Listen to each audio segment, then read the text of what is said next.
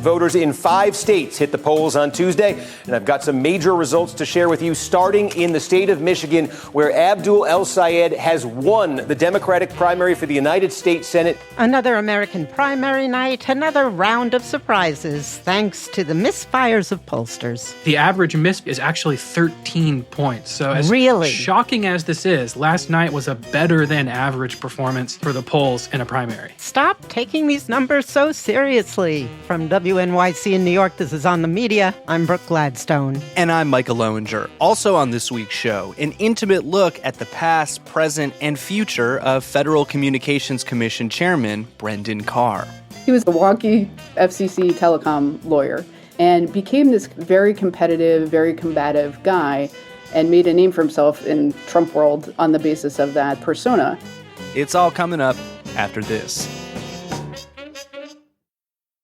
On the Media is supported by Viking, committed to exploring the world in comfort, offering destination-focused small ship experiences on all 7 continents, with a shore excursion included in every port and programs designed for cultural enrichment. And every Viking voyage is all-inclusive, with no children and no casinos. Learn more at Viking.com. From WNYC in New York, this is On the Media. I'm Micah Loewinger. And I'm Brooke Gladstone. This week, 52 years ago, President Richard Nixon said uncle. Throughout the long and difficult period of Watergate, I have felt it was my duty to persevere, to make every possible effort to complete the term of office to which you elected me. In the past few days, however, it has become evident to me that I no longer have a strong enough political base in the Congress to justify continuing that effort. A year and a half earlier, he'd begun his second term on a defiant note. He won 49 states, despite what I thought was pretty clear by that point, that the White House was involved in the break-in. He won a landslide. Julia Wine-Banks is a legal analyst and a former Watergate special prosecutor. She recounted the unfolding events this week on WNYC's Brian Lehrer Show. Then, as evidence came out from our team, as we investigated and things leaked, the poll numbers started to sink until he got to the point that Trump is now at, right before he resigned, because the facts mattered back then. Democracy worked.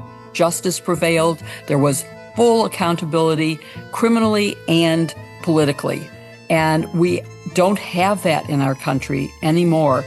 Earlier this summer, Vice President J.D. Vance said as much. If Watergate happened tomorrow, it would be like a 12-hour news story. Like, the idea that it would have taken down a presidency is crazy. And boy, if that isn't an indictment of the man he serves in office or the entire political system. He's right. Partisanship has taken over the way that we process our electoral choices and the performance of our presidents. It only would have been a couple-minute scandal. It may not have even made the evening news. True, and yet. Well, if you look at second-term presidencies historically, and I've got numbers in front of me going back to 1938. G. Elliott Morris is a journalist, statistician, and author of the data-driven news website Strength in Numbers. Donald Trump's are the second worst on record. He is somewhere between George W. Bush in August of 2006, in the middle of the Abu Ghraib scandal with torture of prisoners in Iraq, somewhere between that and Richard Nixon's numbers the week before he resigned the presidency in disgrace from the Watergate scandal. His approval at that point was 25%. George Bush's was 38%. Donald Trump's today is 36%. These are not good numbers. A Fox News poll is showing that Trump is 9 points underwater in Texas, a state he won by 14 points 2 years ago. If you ask Americans in Texas how they feel about Donald Trump's deportation agenda or immigration, the numbers are even lower. Wow. Closer to minus 20. In Texas. Yeah, if you ask Texans how they feel about Donald Trump's handling of prices and inflation and the economy, it's even worse than minus 10. It's closer to minus 15. That's for the entire adult population of the state. We can count up the other states he's underwater in. It's about 40 states, Brooke. That includes every single swing state. If you reran the 2024 election with these numbers, you probably get something closer to the 1980 Dukakis blowout.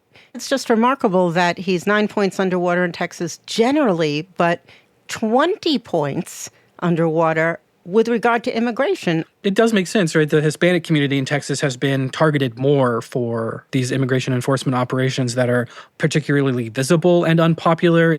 In Minnesota, for example, we asked Americans how they felt about the killing of Renee Good and Alex Preddy, whether consequences like that were worth it for border security. 80% of people are saying it's not worth it to them, that goes too far. And that sentiment is particularly acute in the border states. That includes Arizona, Nevada. Trump is underwater on immigration in Florida. So what kinds of questions did you ask about immigration?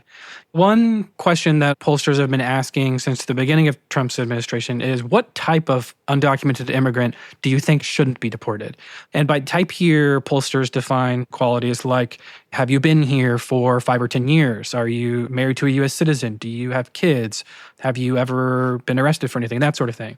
And by and large, Americans do not favor deporting undocumented immigrants who have been here a long time, who have kids, who work, who have no record. The only group of undocumented immigrants that Americans favor deporting is convicted criminal undocumented immigrants. If you ask about that population, about 80% of Americans say that type of undocumented immigrant should be deported, but they want the rest of them to have a path to citizenship, around 75, 80% even in some cases. I'm wondering, have we been polled on how we perceive his mental or moral fitness for office? I read that the New York Times found that corruption was never a number one concern, but it was in the top 3 for a third of Americans. Is that dispositive? Will people vote one way or another on the issue of corruption? How does he poll on trustworthiness, or how he's enriched himself in mind-boggling ways by drawing on the power of the presidency? In a survey I conducted from July 14th to 17th, so pretty recent, with the polling from Verisight, we asked Americans how they would rate Donald Trump's mental sharpness as president, from very poor to very good. About 46% said Trump's mental sharpness was poor or very poor, which for context is just 4 percentage points shy of the same percent for Joe Biden's presidency. So we also asked people to rate Joe Biden's mental fitness when he was president. The American people view Donald Trump as about as mentally sharp as Joe Biden. And you can make of that, I think, what you will. Now, you've said that, quote, Trump's own voters are now less loyal to him than Democrats are hostile to him. Is that possible? What does that mean? Democrats are much more hostile to Donald Trump than his voters are supportive of him. About 95% of them say they disapprove of his presidency, whereas only about 80% of Trump's 2024 voters say that they approve of what he's doing as president. We would expect that vote share for Republicans would fall, both as former Republicans switch sides and as they stay home. So looking at the difference in opinion among Democrats and Trump's 2024 voters, we see a really similar pattern for the November generic congressional vote. That's how people are going to vote in the House, where Trump's 2024 voters are about 80 percentage points voting in favor of Republicans, but Democrats are about 95 percentage points voting in favor of Democrats. There's both defection, people changing their vote, and a lot of people staying at home in this former Trump voter group. So who are these defectors? They are really emblematic of that group that switched voting for Democrats in 2020 to Trump in 2024. They tend to be younger. They tend to be less white, especially more Hispanic. And they tend to be from urban and suburban areas more than rural areas. We had primary elections in 5 states this week, but the one that obsessed the talking heads the most was in the swing state of Michigan. The progressive candidate Abdul El-Sayed squeaked out a win over his more centrist competitor, the Democratic establishment's choice candidate. Haley Stevens. So now he's the party's contender for a crucial Senate seat. And this is despite Stevens outspending El Sayed roughly 11-1. You have some takeaways on this result? It seems the kids showed up. Oh, yeah, the kids are all right, Brooke. Or in this case, all center? Because the polls were surprising in how close the election was. El Sayed won by 1 point on average. This includes a lot of nonpartisan polls, but also some partisan campaign polls had Sayed up about 13 points. So this is like a 12-point misfire in the surveys. But actually, I've gone back and looked at all of the Senate primary polls back to 1998. The average miss, Brooke, is actually 13 points. So as shocking as this is, last night was a better than average performance for the polls in a primary. But 13 points, I mean, we're still misreading the electorate. Most of us look at this election and we are trying to prognosticate what happens during the midterms. The media over the next 6 months will probably endlessly relitigate whether or not Haley Stevens would be doing better in the general election against Mike Rogers than Abdul El Sayed. And God forbid, he loses. There will be an endless number of takes that Haley Stevens would have won. But the polling does not support this as of now. I did this. If you look at all of the polls that were done of a hypothetical general election in Michigan with Stevens versus Rogers or El Sayed versus Rogers, the average difference between these polls is Stevens doing 1 point better than El Sayed. And the range is from 17 points for Stevens to 10 points for El Sayed. So you statistically cannot be drawing conclusions based on those numbers. The people that are doing it because they're ideologically motivated to draw those conclusions. Or they have columns that they have to write. The take machine must be fed, Brooke. What did you think of the coverage of the numbers in the run-up to the vote this week? Coverage of polls tends to oversimplify and offer too much certainty for what the polls are saying. So people should read more smart posts, like from the people at 50plus1.news and from my newsletter and from the Down Ballot that say, hey, maybe don't pay so much attention to these early primary polls. Were there any lessons in the fact that the youth vote did appear to really come out, whereas in other times and places it hasn't? The Democratic Party right now is in something of a protracted stage of infighting because there is a wing of the party that is increasingly anti-establishment. They're saying the political system, the economic system are not working for everyday Americans, and they're gaining a lot of support. That's people like El Sayed, the DSA candidates in New York City, Zohran Mamdani, and that draws a lot of support from those people who feel left behind and is a particularly common sentiment among young people. So I think we'll probably see more of younger voters, especially in the Democratic Party, but maybe in the independents, Republicans as well, moving towards these anti-system candidates in the general election. The last person who really turned out young people in this new politics way, Barack Obama. And building on what you just said, Donald Trump, many of his voters, notably the ones that had previously voted for Obama, craved a disruptor. Obama gave them much better access to health care, but he didn't substantially change the system that had failed them. Trump gave them tariffs and a ballroom, a murky reflecting pool, and a war. I'm not being snarky here. That's what dominates his Truth Social account. And they definitely got disruption, but it didn't break their way. I'm talking about the voters. So you just published an election forecasting model, adding up factors like polling and fundraising, recruitment. What are your conclusions? Well, this looks like a typical midterm cycle in the House. The party of the president in power loses about 26 seats on average. We give the Democrats about an 87 to 90% chance, rounding, of winning the majority in the House. And we give Republicans about a 13% chance. You had some insight about the impact of Republican gerrymandering in the last year. That by gerrymandering, the Republicans decreased the number of competitive Democratic seats, but inadvertently increased the number of competitive Republican ones. So if you are the Republicans in Texas and you would like to draw more Republican seats, you have two options. You can crack the Democrats in urban areas into surrounding rural areas, like where I'm from, outside Corpus Christi, Texas, or you can pack them into single districts. thereby making one really blue urban district and a bunch of surrounding red suburban and rural districts. The Republicans have chosen to crack in many places in Texas, which took Democrats from the city and put them into rural suburban districts. In some cases, in such a large number, in the case of Democrats winning by 10 points, they could win one or two of those seats back in a big wave election. And it just so happens that we're in the type of environment that looks like a big wave election. What do people mostly get wrong about polls, reading them in the newspapers and following them so very closely, months in advance? They expect far too much accuracy out of pre-election surveys. We saw a good example of this in the Michigan primary this Tuesday. People were equally surprised at Zohran Mamdani's win in the mayoral primary in 2025.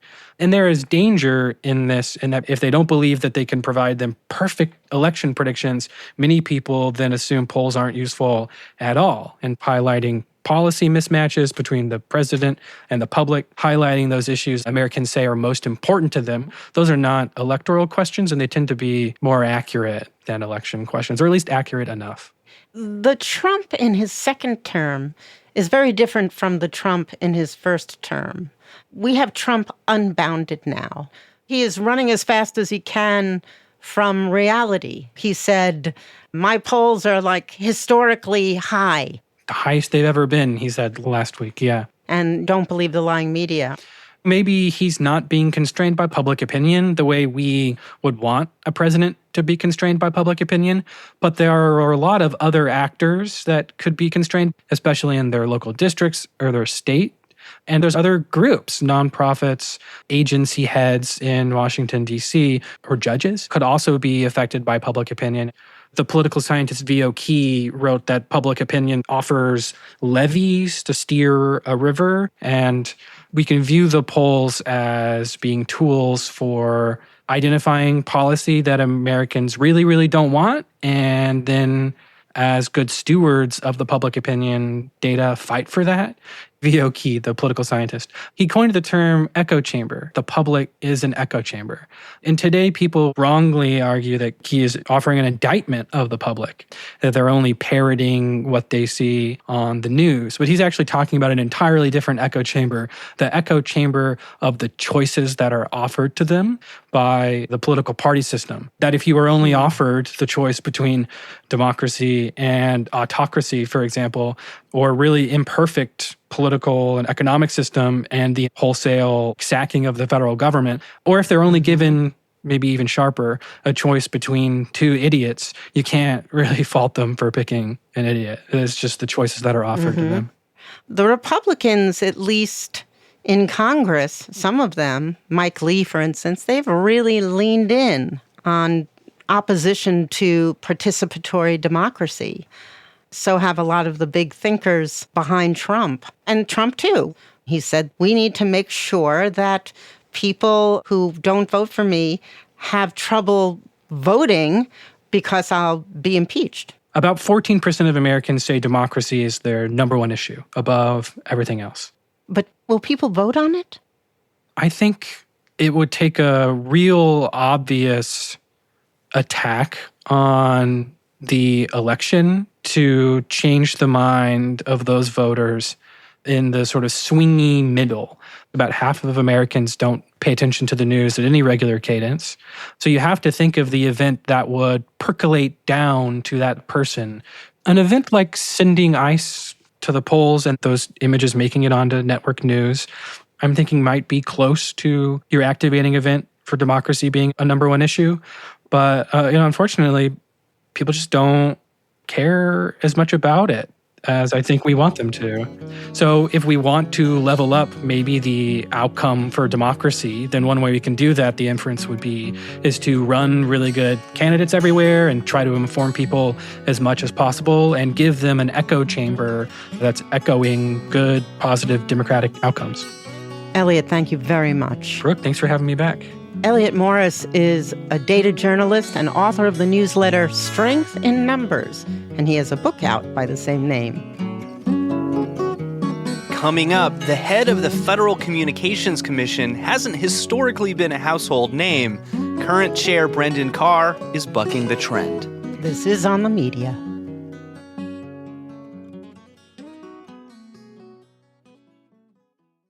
On the Media is supported by Viking, committed to exploring the world in comfort, offering destination-focused small ship experiences on all 7 continents, with a shore excursion included in every port and programs designed for cultural enrichment. And every Viking voyage is all-inclusive, with no children and no casinos. Learn more at Viking.com. You're used to hearing my voice on the world, bringing you interviews from around the globe. And you hear me reporting environment and climate news. I'm Carolyn Beeler. And I'm Marco Werman. We're now with you hosting the world together. More global journalism with a fresh new sound. Listen to The World on your local public radio station and wherever you find your podcasts.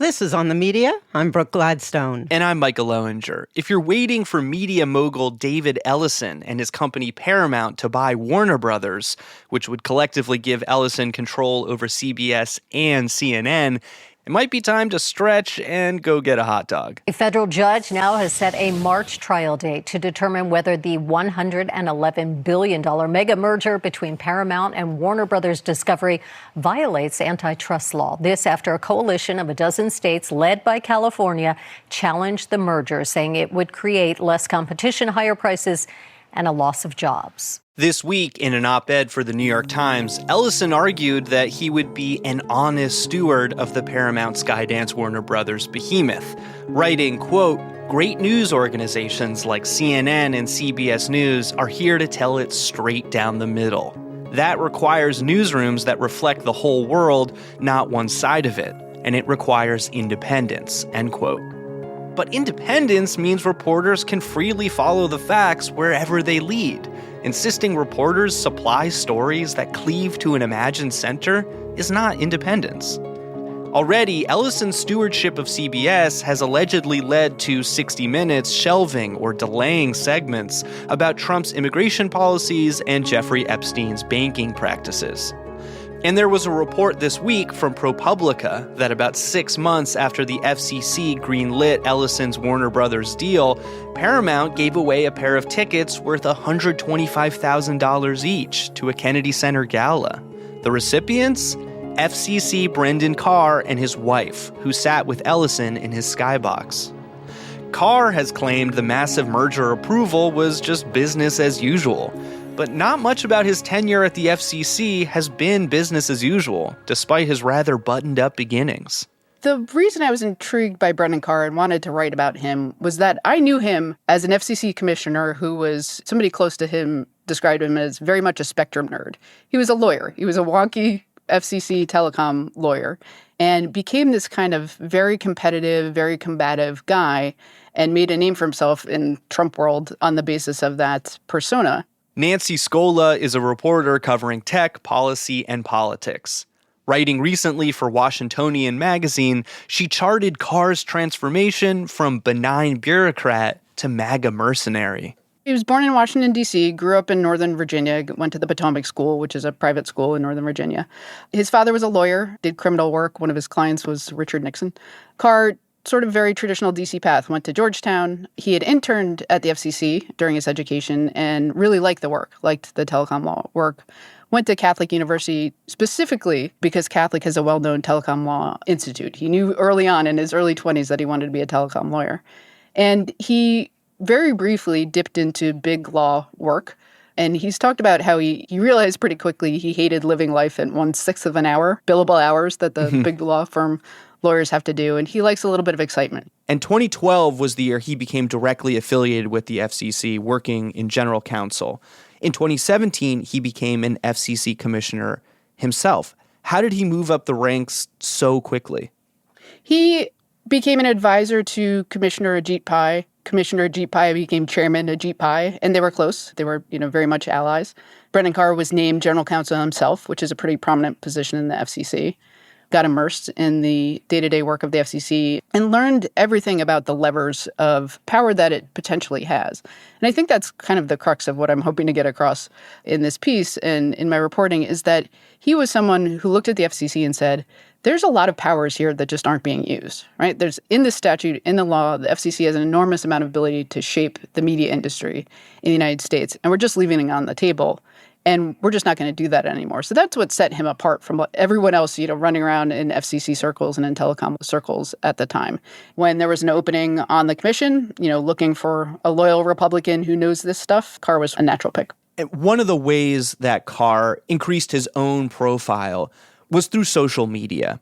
Talk about how he became so prolific on Twitter and what it unlocked for him. People close to him say he just has an itchy trigger finger. If somebody's wrong on the internet, Brendan Carr has to tell them. He's mixed it up with the actors from Glee. The actor from Glee was like, why are you spending your time? A show that aired like 15 years ago. Yeah. Members of Congress. There's just about nobody he won't debate on X. One particular example is December of 2023. And he, at the time, is really going after the Biden administration. He's been renominated and reconfirmed for the FCC. He's another term. He's sort of in a safe spot now. And he really starts targeting the Biden administration on X. He posts about how he believes the Biden administration is subjecting Elon Musk to what he calls regulatory harassment, not giving him licenses for certain projects, that sort of thing. Musk's company Starlink had scored a lucrative government contract, and then the FCC threatened to revoke it, basically saying Starlink is not providing high-speed internet to the hundreds of thousands of rural homes it said it would or could. And it was a decision that had lots of critics. This was also at the time when there was thinking that the Biden administration was treating Elon Musk unfairly over Tesla, that he wasn't being invited to White House meetings on electric vehicles, that sort of thing. So it fit into a broader narrative that Joe Biden doesn't like Elon Musk and is picking on him. So Brendan Carr posted about this on X. Mae Musk, who is Elon Musk's mother, retweets this, saying how furious she is that her son is being treated this way by the president of the United States. Because of the combination of it's Mae Musk defending her son, the issues involved that have a lot of people on the internet like to talk about Starlink and internet access, it just gets a lot of reposts. It's viewed 16 million times. Might sound silly, but a lot of people are saying, okay, who's this guy Brendan Carr? And it really raised his profile in Republican circles because at the time, Republicans were so eager. This was 2023, right? So Republicans were so eager to win over some portion of Silicon Valley to back candidate Trump. And Brendan Carr emerged as somebody who could bridge those two worlds. We know this guy is like a pretty good telecom lawyer. Everyone kind of admits he's a good lawyer, but he also is somebody who can go and throw some punches in the public sphere. And a lot of people in Trump world just really like them. And he was also kind of banging the drum about Silicon Valley's supposed bias against conservatives.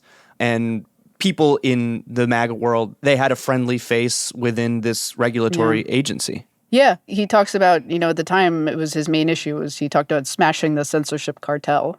And that was the idea that companies like Google and Meta, which owns Facebook, were treating conservatives unfairly and silencing their voices. So he got a lot of attention for saying, hey, I'm somebody inside the government who knows how this stuff works. And you're right to think that Washington is opposed to conservative voices. Another way that he raised his profile was by becoming a more frequent guest on TV shows, the kind that President-to-be Donald Trump would watch often. Tell me about his first appearance on Tucker Carlson's Fox News show. It seems notable that that appearance was in response to a op-ed that CEO Mark Zuckerberg wrote for the Washington Post about why there was need for greater regulation of social media. You're pointing out the sort of a central irony here is that for a long time, Brendan Carr was adamantly opposed to the idea of the government censoring the speech that happens amongst the American public. That was one of his core issues, yeah. So that brings us to the moment when Brendan Carr becomes chairman of the FCC. When did you first see an example of a transformation in his agenda? Carr came into office as what Trump called a free speech warrior. The opponents of free speech in this view of the world was the big tech companies, Google, Meta, that sort of thing. Carr authored a chapter in the famous Project 2025, right, this manifesto for Republican control of government. no mention of media. It's focused on big tech, boring telecom issues and big tech, right? Then it became clear that Trump was maybe not as enthusiastic about this agenda as people thought he might be. We saw the CEOs of the big tech companies stand behind him at his inauguration. They donated a crap ton of money to his... That's the technical term, the crap ton of money, to his inauguration. I mean, it quickly became clear that Trump had won. Trump liked that, and he suddenly thought, okay, these people are on my side. Maybe I don't care so much anymore about how I think they may or may not be censoring conservatives, in part because platforms made changes, right? They said, maybe we were in the wrong. The way that we filtered our algorithms in the past, we're not going to do that anymore. So Trump moved on. And therefore, Brendan Carr and his FCC could turn their attention towards the real enemy, according to Donald Trump, the legacy media. You know, as we've seen, Trump can be fickle on the policy issues that capture his attention. I think that's fair to say. The one policy area he has longstanding and deep interest in is in how the media works, and in particular, how the media covers him.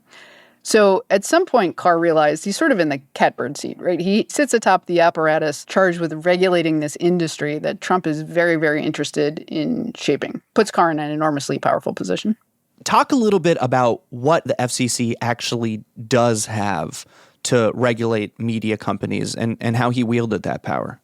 So there's a couple core things. There's a law that stipulates broadcasters who get licenses from the FCC to have exclusive use of the radio spectrum, which broadcasters need to broadcast.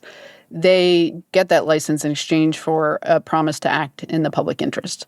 What the public interest is has never been clearly defined. So that gives the FCC an enormous amount of authority to say, we're not going to give you a license or we're not going to renew a license because we don't believe you're acting in the public interest. The other big tool that the FCC has is the ability to approve media mergers. Mm-hmm. And so Brendan Carr has the ability to say, hey, I'd like to approve your merger, but you're engaging in behavior X or behavior Y, and we don't love that. Can you address that before we actually go ahead and approve your merger?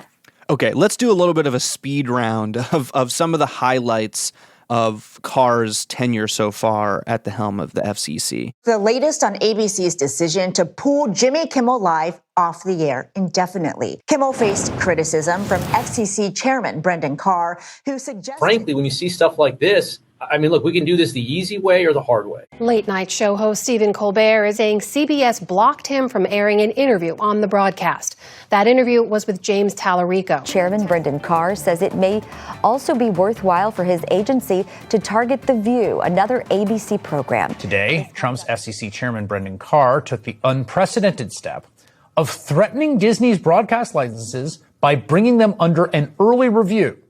The Trump administration claims... Brendan Carr, the leader of a once sleepy agency, has managed to put himself in the headlines over and over and over again. How normal or abnormal is this regulatory body behaving? It's abnormal in two ways. The frequency with which they're using some of the tools that we've talked about, the public interest standard, the equal time rule, is just much greater than past FCCs. So allies of Carr will point to specific examples where Democratic administrations use some of these tools, drag their feet a bit on some license renewals, that sort of thing. This is how Carr defends himself, and here he is talking about it with CNBC in May. During the Biden years, they teed up potentially not renewing a Fox broadcast TV license for content on Fox News cable. There were Democrat senators, including Senator Markey, that previously, even before Biden, wrote to the FCC to ask them to investigate a perceived conservative broadcaster, Sinclair. And when the Biden FCC came in, they didn't renew almost a single license for Sinclair the entire time. That was unprecedented. Democrats pressured cable companies to drop Fox News and OAN and Newsmax. Is there any there? Absolutely. Under the Obama administration, the FCC was considering this idea of net neutrality. President Obama came out and said, hey, listen, I think you should go with this provision of the law to classify the internet.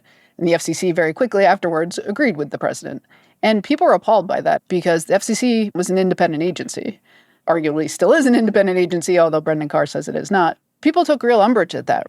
They're absolutely examples. I think the two different aspects of this is the frequency. The other aspect of it is he's doing it expressly at the behest of President Trump. I mentioned the FCC has been considered an independent agency. Brendan Carr was asked about this during a congressional hearing. And he said it's not an independent agency. And the member of Congress questioning him said, why does it say that on the FCC website, that it's an independent agency? And during the hearing, they scrubbed that independent language from the website. And he talks about proudly that President Trump is reshaping the media landscape in a way no other president has. Implied in that is that Brendan Carr is his aide in doing so. That's wholly different than any FCC in the past. It reminds me so much of how Todd Blanche has responded to accusations that he has politicized the Department of Justice by saying something quite similar, like, well, we're just part of the executive branch, so we're not independent from the White House. I mean, it's a theory of government that goes back a long ways, but it goes back to the George W. Bush administration. You know, Dick Cheney was a proponent of this theory of a unitary executive. All power in the executive branch devolves from the president. And we've gone astray by having these independent agencies that can, make decisions on behalf of the American people that are enormously consequential, and they're really not accountable in the same way that a department of the government is directly accountable to the president. As far as I can tell, you're one of the first reporters to dig this deep on Brendan Carr. What do you think his story, his transformation reveals about power in Washington, D.C. and the media's relationship with the government?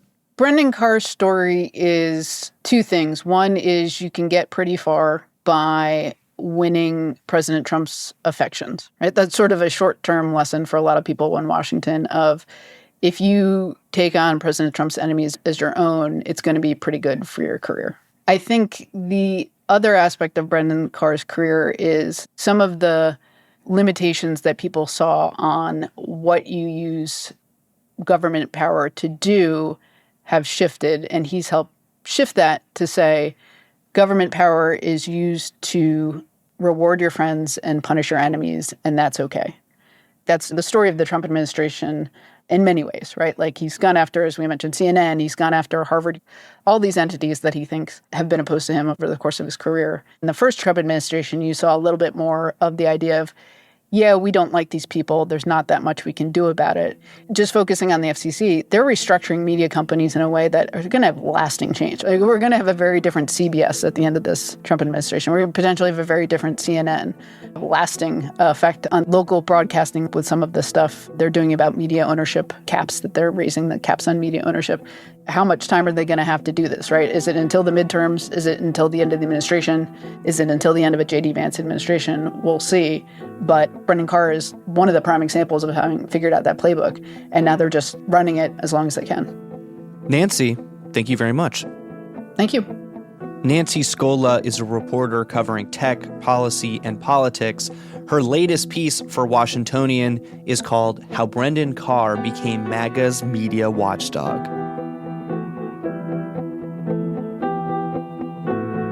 Coming up, Iran's decades of draconian censorship has led to a fractious information ecosystem no one can rely on. This is On the Media.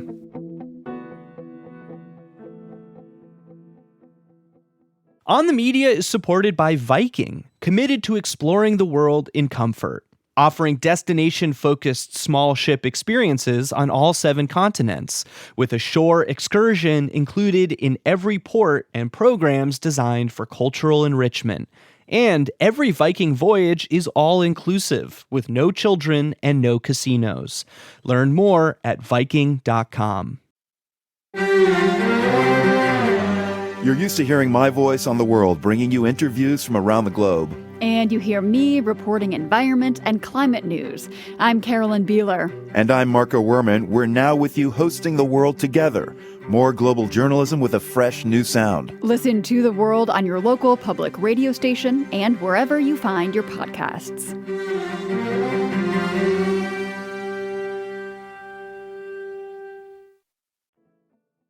This is On the Media. I'm Brooke Gladstone. And I'm Micah Loewinger. As we just heard, Brendan Carr's hostile campaign to reshape America's legacy media has already begun paying dividends for the Trump administration. Now imagine that same effort carried out by a religious authoritarian regime over decades, and you get the Islamic Republic of Iran, where internet access and most newspapers, radio stations, and TV channels are tightly controlled by the state. For Iranians living with the constant threat of U.S. bombings, finding reliable information about the war is a persistent challenge. Many turn to the BBC's Persian TV service, launched in 2009, which is banned in Iran but can be accessed via satellite. For years, the Beeb was the go-to Persian language foreign news channel in Iran, but now it has some serious competition. Iran International, an anti-regime outlet that brings viewers information and perspectives ignored by Iranian state media. But according to Nahid Siamdoust, an assistant professor of media and Middle Eastern studies at the University of Texas at Austin, Iran International's coverage has also fed the country's deep polarization by uncritically boosting military action by the U.S. and Israel. In a recent piece for the New York Review of Books, she dug into the wide-reaching influence of the channel and its mysterious origins. Iran International was founded in 2017. The funding came from a Saudi source. We still don't know the persona behind that source, but a very large sort of sum of money was put toward establishing the station out of London. The regime tries to control media consumption in Iran quite tightly. And yet, according to survey data you cite in your piece, Iran International is the most watched channel in the country. Explain how Iranians are even able to watch this channel. Yeah, so, the Islamic Republic tightly controls state television and radio. All terrestrial and cable channels are controlled by a very conservative faction of the state. But Iranians in the 2000s started having access to the internet, and in the late 1990s have had access to satellite TV technology. The Iranian state initially tried to counter this by repeated raids on people's rooftops, but eventually gave up because they just couldn't control this large population setting dishes on their rooftops and connecting a receiver to their TV screens and really accessing hundreds of channels. Initially, these channels were mostly entertainment. It was only towards sort of late 2000s and 2009 that these news channels started coming in. There was a huge exodus of Iranian journalists because of the closure of their own outlets in Iran. And these journalists landed mostly in London. And so BBC Persian was founded in 2009. And then eventually in 2017, we had Iran International. And these channels have huge viewerships because state television itself is state propaganda. It's very difficult to get reliable information and news from state television programming. It's always colored with a political view of the government itself. And there are weird rules, like, for instance, you can't even show instruments on state television. That's not fun.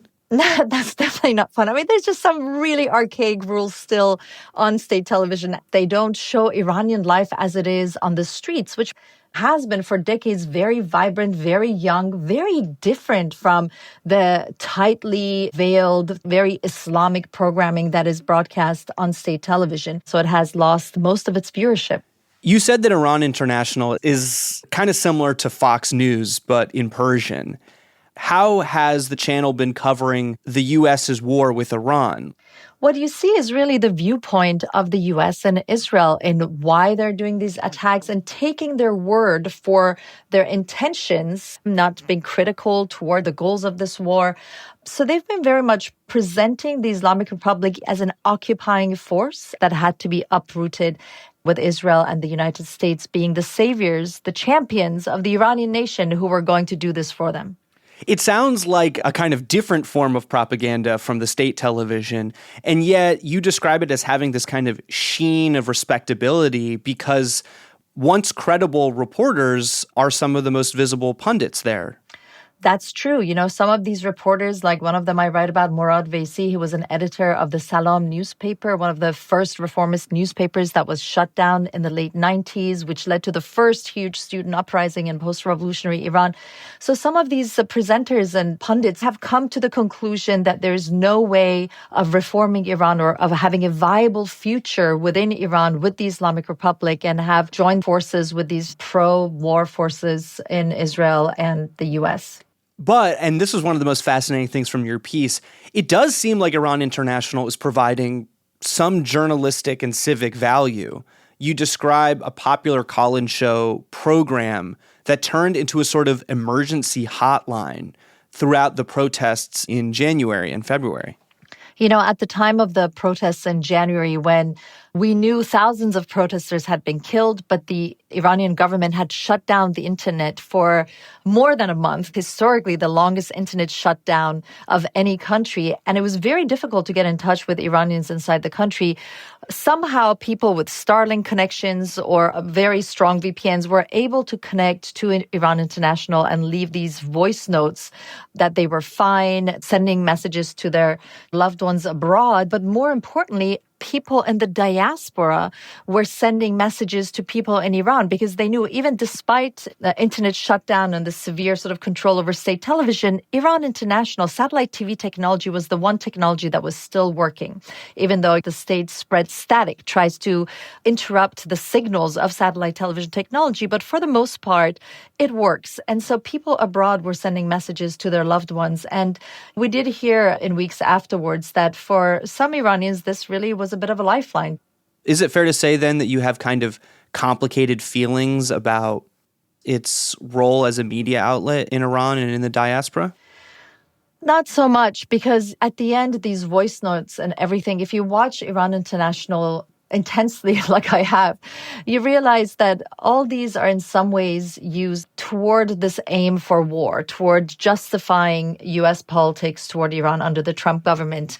They have, for example, for months now, even today, if you turn on Iran International, they're still honoring the dead of the January protests, which is wonderful. There's a tab on the screen, and the people who were killed at the time are still honored.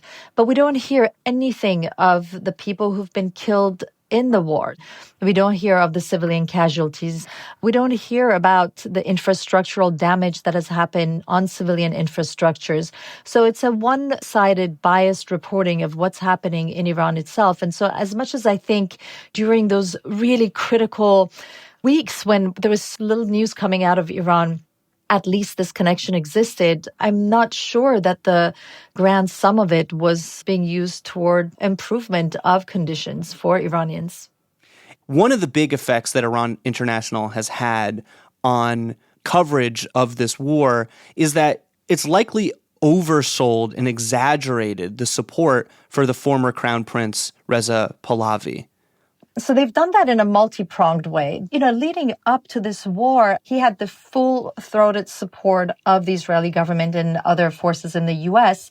And when the protests in Iran happened, Iran International, and this we know because of the research of a researcher in Sweden, in these videos taken on people's cell phones that were coming out of Iran, in 17% of them, some kind of pro-Pahlavi chant, right? But Iran International, in its coverage, presented the pro-Pahlavi chant or any kind of pro-Pahlavi emblem in 81% of its broadcasts. And so it really gave people this notion that a vast majority of Iranians were not just on the streets calling for an overthrow of the regime, but were in fact calling for Reza Pahlavi, the former crown prince of Iran, to become Iran's future leader. One of the things I'm having trouble wrapping my head around is, on one hand, you have Iran International and some of this pro-monarchy, anti-regime, pro-war media sort of throwing its faith and support behind the American government and the Israeli government.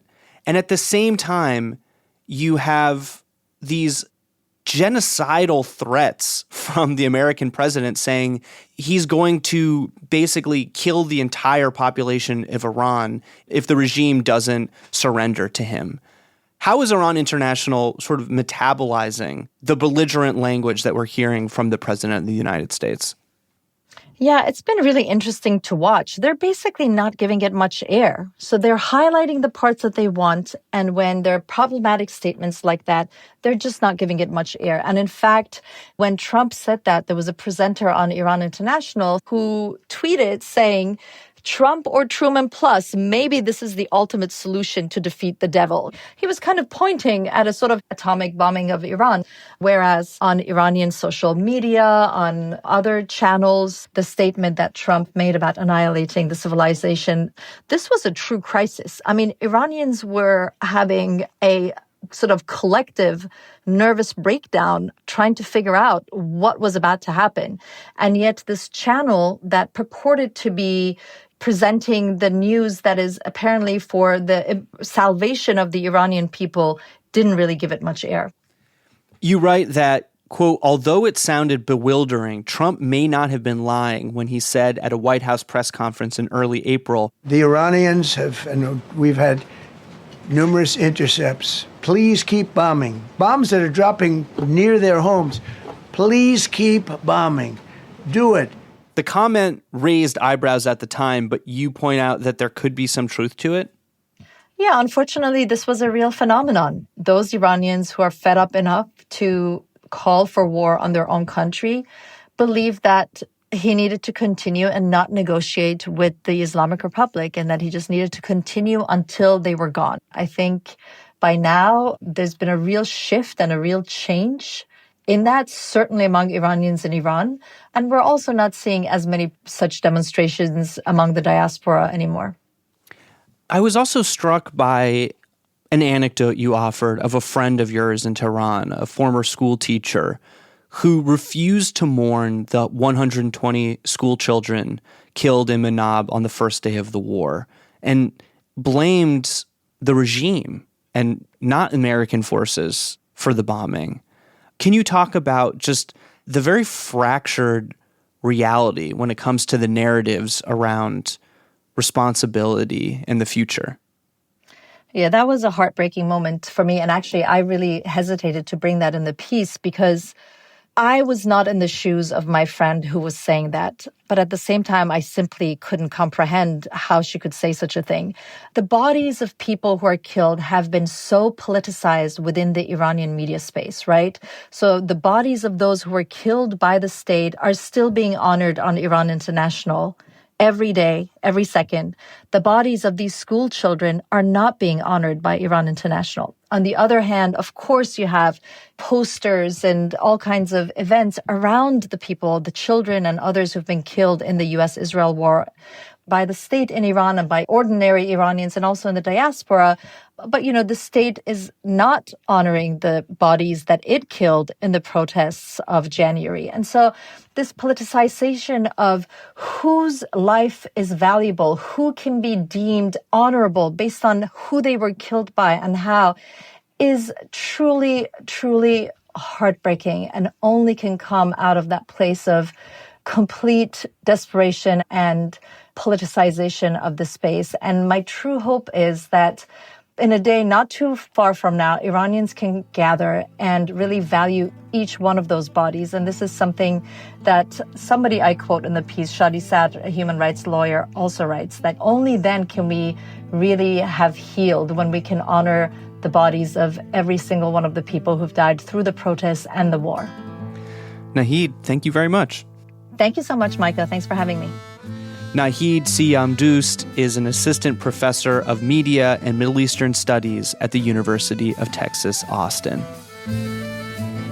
That's it for this week's show. On the Media is produced by Molly Rosen, Rebecca Clark-Callender, and Candace Wong. Our technical director is Jennifer Munson, with engineering from Jared Paul. Eloise Blondio is our senior producer, and our executive producer is Katya Rogers. On the Media is produced by WNYC. I'm Brooke Gladstone. And I'm Micah Loewinger.